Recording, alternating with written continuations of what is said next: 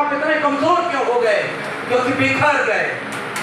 और बिखर गए इसलिए क्योंकि हम लोगों में तमाम चीजें ऐसी। मेरे पिताजी एक कहानी सुनाया करते थे।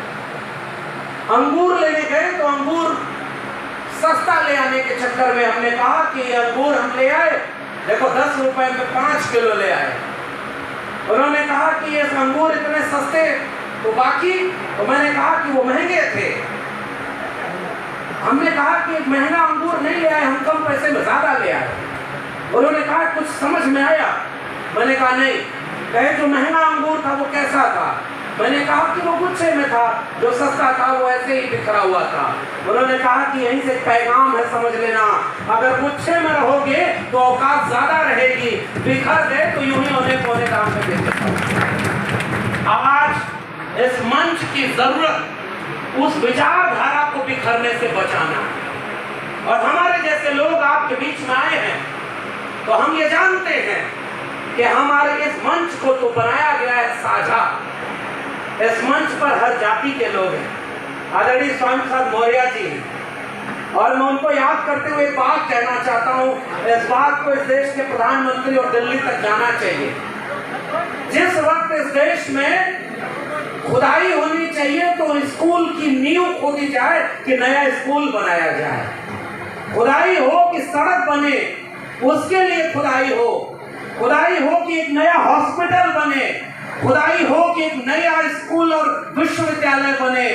उस देश में आज खुदाई इसलिए कराई जा रही है कि चुनाव नजदीक आने पर दंगा कराया जाए, और दंगे के फकत कुछ दंगा ही लोग। और ऐसे वक्त में स्वामी प्रसाद जी हम लोग के अग्रज, वैचारिक अग्रज, कुछ कड़वी दवाई देते हैं जिसका डोज भारी पड़ जाता है।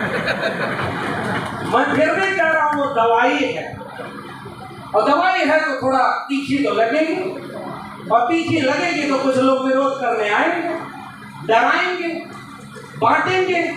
मगर मैं एक खूबसूरत दृश्य इस हॉल से भी देख रहा हूँ। वो चंद लोग जो बाहर झंडा लेकर खड़े रहे होंगे वो इतिहास में मिट गए होंगे।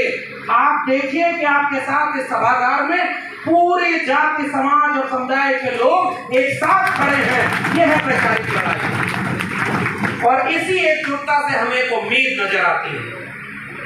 उम्मीद इस बात की कि आने वाले वक्त में चुनौती क्या है।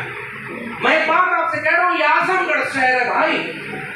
इस शहर में कभी कायदे से इस आजादी के पहले से आजादी के बाद तक वामपंथी विचारधारा और समाजवादी विचारधारा के लोगों का शासन था। ऐसे इस राज्य, इस प्रदेश के इस हिस्से में, आजमगढ़ में, हमेशा एक प्रगतिशील